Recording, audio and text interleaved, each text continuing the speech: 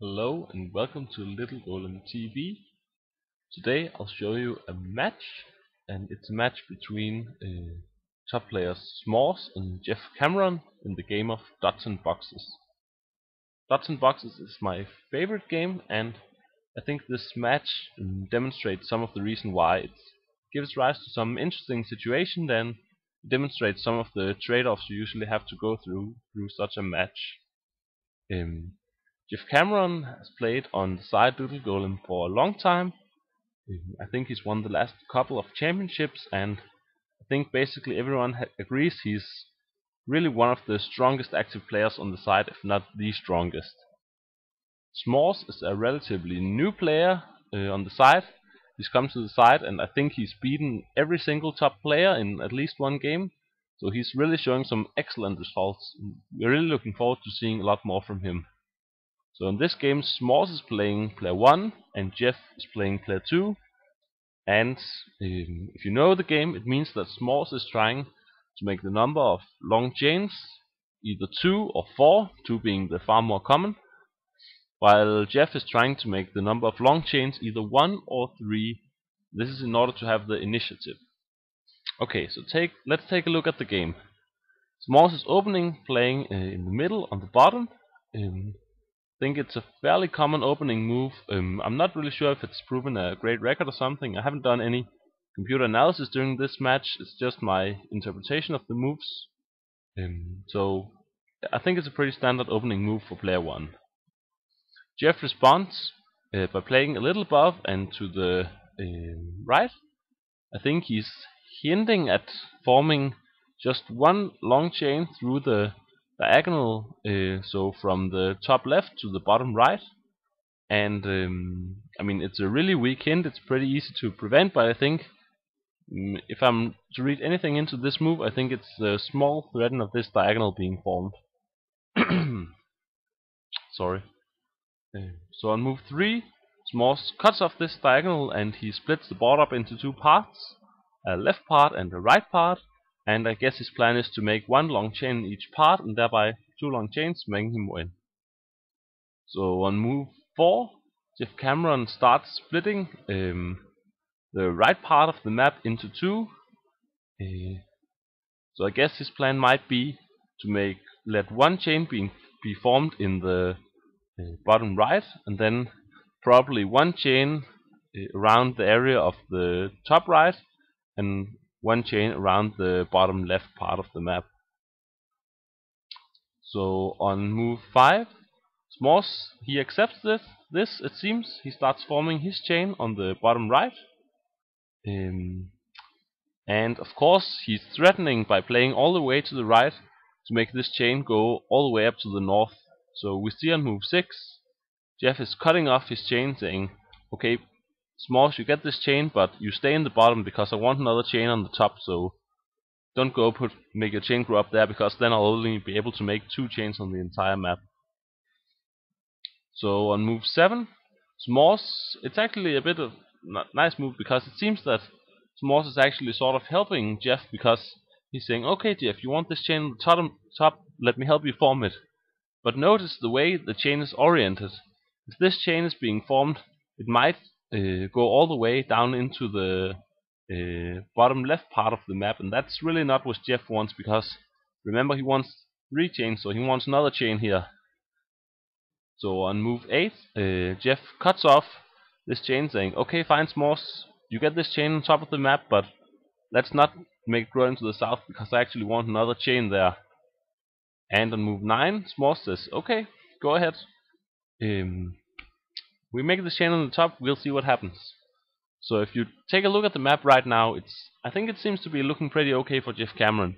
You can sort of see there being one chain formed on the top, one chain on the bottom right, and one, it's not really a chain, but there might be comma chains later on the bottom left. So it's sort of looking okay for Geoff, I think. Map is sort of split into 3 parts, which is what he wants. So on move 10, Geoff is going on, cutting away, so saying the top chain is not allowed to go into the bottom left, because that would mess up his plan. And on move 11, Smoores does something pretty smart. He's saying, okay, Geoff, but look what I created now. This is no longer a chain in the bottom left. This has turned into a ring. So if you're familiar with the game, you'll know that doesn't count toward the total number of chains.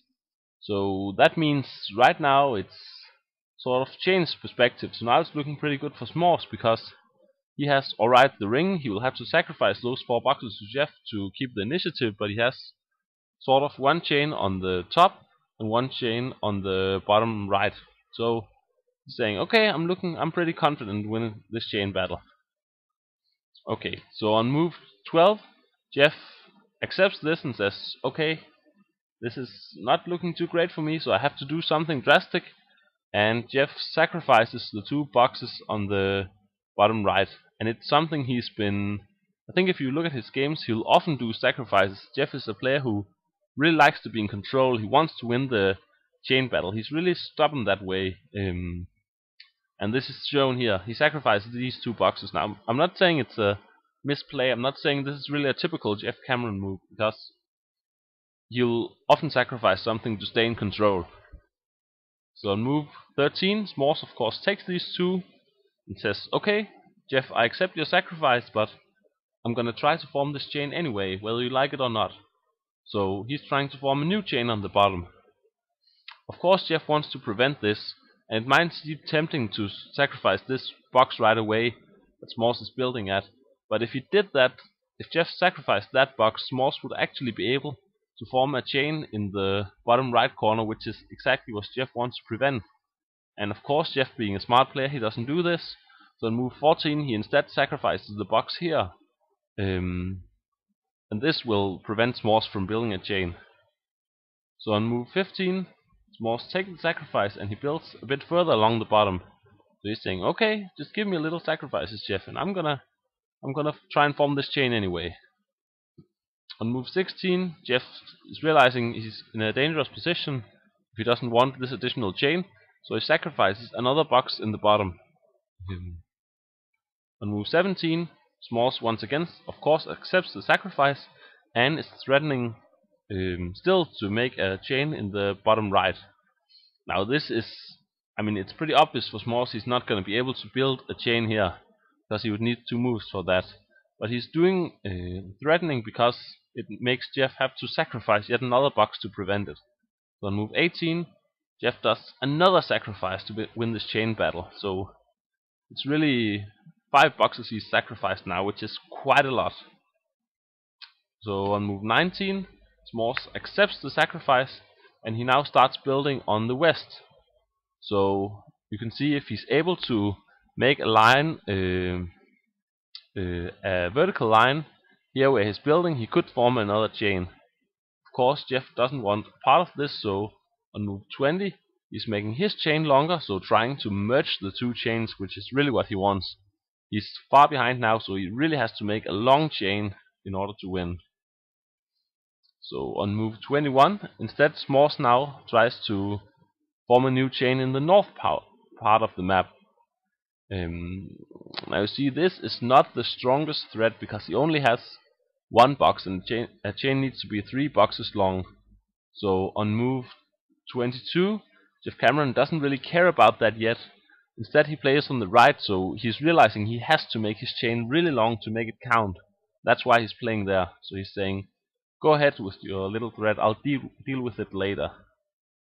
So on move 23, Smoores is building more on his chain, so now it's too long, and Geoff is starting to see, okay, it might be, maybe he should do something about it soon. He does something pretty smart on move 24. So he tries to merge his chain with Smoores' chain by playing here. And this forces Smoores on move 25 to cut it off. So it means Smoores just helped build a bit of Geoff Cameron's chain, which was a really smart play by Geoff Cameron. But now it's also really getting dangerous in the northwest. So of course there's only one possible move on move 26 for Geoff Cameron. You try and see if you can figure out what it is if you're a rookie player. Okay, so here it comes. On move 26, Geoff Cameron of course sacrifices the 2 boxes on the top, because he doesn't want a chain to be formed there. It's the only possible move he has. So on move 27, Smoores takes those two, and he closes off the ring. The reason he does that is that he doesn't want the long chain to go into the ring, because he wants to be able to get the boxes in the ring before opening the long chain. So I think the next couple of moves there's not really a lot to be done. So on move 28, Geoff obviously makes his chain longer to be sure to get it as long as possible, and Smoores can't really do anything about it now. So on move 29, it actually looks like they are cooperating about building this chain, because no one can really do anything else. So move 30, Geoff is building on. 31, 32, they're both helping with this chain. So now the game is pretty much decided. Now if you want again, you can try and pause the video and figure out who's gonna win this thing. I can tell you it's gonna be close. So I think it's a good exercise to try these counting things, because it helps you when you're playing your own game. Okay, so on move 33, Smoores has to make his first little sacrifice. So he sacrifices one box, which Geoff claims, but in return he has to sacrifice 2 boxes. Smoores takes them and opens the ring. And of course Geoff could now take these 4 boxes, but it wouldn't be very good, because he'd have to sacrifice the long ring. So instead what he does is doing the double crossing, I guess it's called. So he plays on the other side of the ring. And now on move 37, Smoores really only has the possibility to take all 4 boxes in the ring and open up the chain. And on move 38, Geoff takes the entire chain. Unfortunately for Geoff, it's not enough. He probably knew that a long time ago. Though the score ends up 13 to 12. It's really a close score. Notice that even though Geoff sacrificed so much in the beginning, because he was able to get such a long chain, so I mean, he nearly had it. It's a close game. So I think it sort of illustrates the balance you have to find in this game. You have to find the balance between winning the chain war and sacrificing boxes. So it's often like one player may have won the chain war, but the other keeps threatening to ruin the number of chains, so he has to sacrifice more and more. Especially if there's a ring in play, like here, it can really get close. So I think congratulations are in order for Smoores. He really played nicely and got the win against Geoff Cameron. Really well done. So thanks a lot for watching, and I hope you'll make a similar video for your favorite game that I can watch. Okay, thanks a lot. See you.